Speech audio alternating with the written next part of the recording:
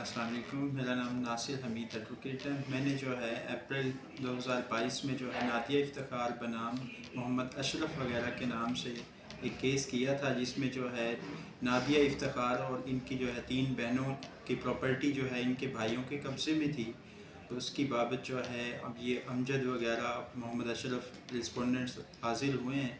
इन्होंने जो है आज कोर्ट में जो है 2 करोड़ रुपए का जो है कैश दिया है। टोटल अमाउंट जो है 8 करोड़ रुपए इनकी बनती है। 5 कनाल 6 मरले ज़मीन है इनकी काने में। तो उसकी बाबत इन्होंने चेक दे दिया है, जिसको जो है 17/1 को जो है ये पेमेंट करेंगे 2 करोड़।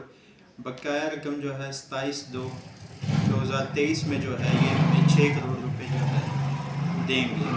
आज हमारा अल्हम्दुलिल्लाह जो है सेटलमेंट हो गई है, ये हमें पेमेंट कर देंगे इंशाअल्लाह। नादिया इफ्तिखार है। हमारा ये प्रॉपर्टी का मसला तो ये हमारा हल हो गया है। भाई से मुतालबा था वो ठीक हल कर दिया, उसने दे दिया हमें।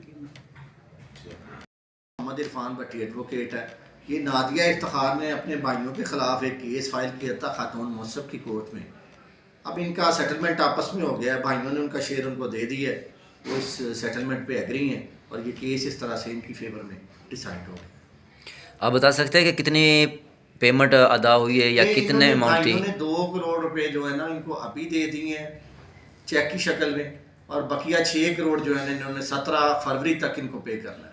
आप इस फैसले पे मुत्फिक हैं? हाँ जी, दोनों पार्टीज इस फैसले के ऊपर मुत्तफिक हैं और दोनों ने सेटल आपस में करके ये फैसला करवाया है। जी, आप क्या कहना चाहेंगे?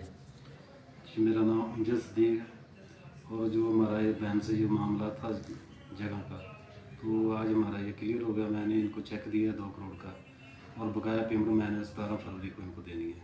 हमारा इसके बाद इस प्रॉपर्टी में कोई ऐसा मामला तो नहीं रहा।